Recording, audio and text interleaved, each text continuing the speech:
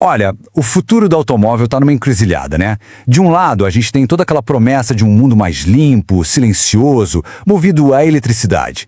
Do outro tem a realidade. Uma realidade bem dura que envolve tecnologia, infraestrutura e, claro, muito dinheiro. Hoje a gente vai tentar separar o que é sonho do que é fato. Então, a grande pergunta que a gente precisa fazer é essa. Será que os carros elétricos são mesmo o caminho sem volta, o futuro inevitável? Ou será que eles são um desvio de percurso caro, cheio de problemas que a gente ainda não sabe resolver? Para achar essa resposta, vamos mergulhar nos dados, na ciência e na realidade prática do dia a dia.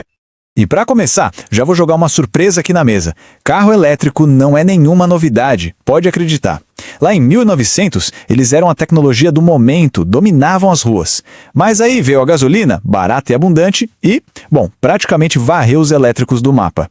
Ou seja, o que a gente está vendo hoje não é bem uma invenção, mas sim um renascimento. E que renascimento! Beleza? Vamos então entrar no X da questão. Para entender todo esse debate, a gente primeiro precisa olhar para a promessa, sabe? Entender a ciência por trás que faz o carro elétrico parecer, no papel, uma máquina quase perfeita. Vamos começar abrindo o capó.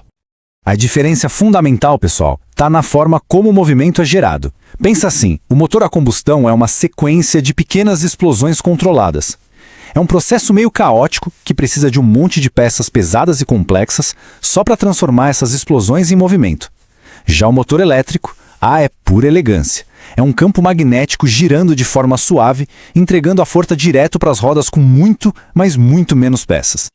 Agora, se liga nesse gráfico, porque aqui a diferença fica gritante.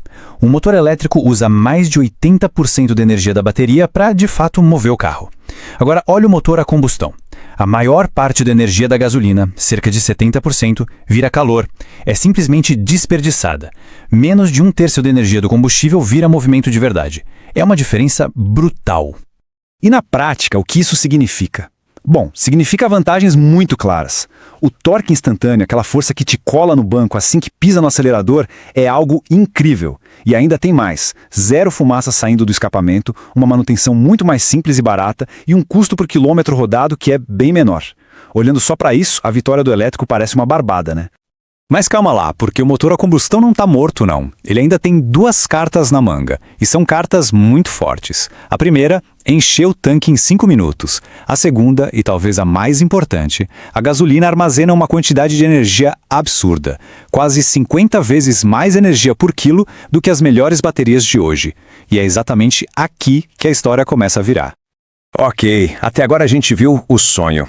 Agora a gente precisa falar do pesadelo, do grande elefante branco na sala. Porque toda essa promessa fantástica dos carros elétricos esbarra num obstáculo gigantesco e às vezes bem perigoso: a bateria. E essa frase aqui, ela resume tudo. Todo mundo fica esperando aquela bateria mágica, revolucionária, que vai resolver todos os problemas. Mas o que a gente tem visto na prática é uma evolução lenta, gradual e cheia de desafios. A realidade é bem mais dura. E quando a gente fala em realidade dura, a gente está falando de dinheiro, muito dinheiro. Olha esse número, 1,9 bilhão de dólares. Foi isso que a LG, uma gigante das baterias, teve que pagar para a General Motors para cobrir os prejuízos dos incêndios nas baterias do Chevy Bolt. É um número que assusta e mostra o tamanho do risco financeiro. O problema central é que a evolução da bateria, ela é muito, mas muito lenta. Pensa no seu celular, a autonomia mudou tanto assim nos últimos anos? Pois é, elas ainda guardam pouquíssima energia perto da gasolina, o que obriga os carros a serem absurdamente pesados. A bateria de um Tesla, por exemplo, pesa quase meia tonelada. É 1/4 do peso do carro só de bateria. O risco é tão real que algumas montadoras já estão incluindo cláusulas nos contratos onde o cliente assume a responsabilidade por problemas futuros. E para entender como a indústria lida com esse risco, olha só o caso do avião Boeing 787. É genial e assustador ao mesmo tempo. Quando as baterias supermodernas dele começaram a pegar fogo, sabe o que eles fizeram? Eles não resolveram o problema químico da bateria. Não. Eles construíram caixas de contenção de aço, basicamente um cofre, para conter o fogo caso ele acontecesse. Ou seja, o risco não foi eliminado, ele foi gerenciado. E o problema não para na bateria, não. Tem a questão de como alimentar essa bateria. A infraestrutura de recarga é um pesadelo econômico. É caríssimo construir e manter uma rede de carregadores.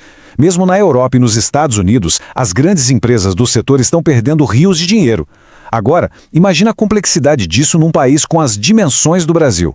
É um desafio gigantesco. Beleza. Se o elétrico puro tem todos esses desafios e o carro a combustão está com os dias contados, qual é a saída? Principalmente para a gente aqui no Brasil. A resposta talvez esteja num caminho do meio, uma solução mais pragmática, o híbrido. E aqui a gente está falando especificamente do híbrido leve, ou mild hybrid. O que é isso? Esquece o carro de ligar na tomada. Pensa nele como um carro a combustão normal, mas com um pequeno empurrãozinho elétrico. É um motorzinho e uma bateria bem pequena que ajudam o motor principal a ser mais eficiente, principalmente no anda e para da cidade. E funciona? Na prática funciona assim. Dá uma olhada no exemplo do Corolla. A versão híbrida leve consegue fazer 18 km com 1 litro de gasolina na cidade. A versão normal faz 14. É um ganho bem considerável. Isso no dia a dia, no bolso, faz uma diferença enorme. O pulo do gato do híbrido leve é justamente ser simples. Ele adiciona pouco peso e o custo extra é relativamente baixo. Já o híbrido plug-in, aquele que precisa carregar na tomada, é outra história. Ele adiciona centenas de quilos ao carro. E se o motorista não carregar a bateria, o que acontece muito, o carro vira um trambolho pesado e que gasta mais combustível. Tem caso real de BMW X3 plug-in fazendo 8 km por litro, enquanto a versão só a gasolina faz 10. Pois é, parecia bom demais para ser verdade, né? E aqui vem a pegadinha, e é uma pegadinha cara.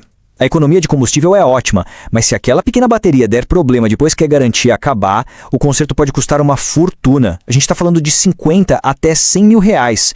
Se o conserto for inviável, o que acontece? O carro continua andando, mas volta a ser um carro a gasolina comum, perdendo toda a vantagem pela qual se pagou a mais. Ok, então, depois de tudo isso, qual é o verdadeiro futuro? Para onde a gente está indo? Depois de pesar a promessa contra a realidade, fica bem claro que aquela ideia de uma solução única, um carro que vai servir para todo mundo, em todos os lugares, talvez isso seja o verdadeiro sonho. Porque para um país como o Brasil, que é um continente, que tem uma infraestrutura que a gente sabe que tem os seus desafios e que tem o etanol, a gente tem o etanol, um combustível renovável. Será que o caminho mais inteligente é simplesmente copiar o que está na moda na Europa ou nos Estados Unidos? Ou será que é usar a tecnologia que melhor se adapta à nossa realidade? E a gente fecha com essa provocação. O futuro da mobilidade é uma receita de bolo global, igual para todo mundo? Ou será que a verdadeira inteligência está em adaptar a tecnologia para a nossa própria realidade? Talvez o carro do futuro não seja um mesmo para todos. E a resposta para essa pergunta é o que vai definir as estradas que a gente vai construir amanhã. E aí, gostou de desvendar um pouco mais da tecnologia que molda o nosso dia a dia? Então, não deixe de seguir o canal Arquivo Zero para mais análises como esta. Muito obrigado pela companhia e até a próxima!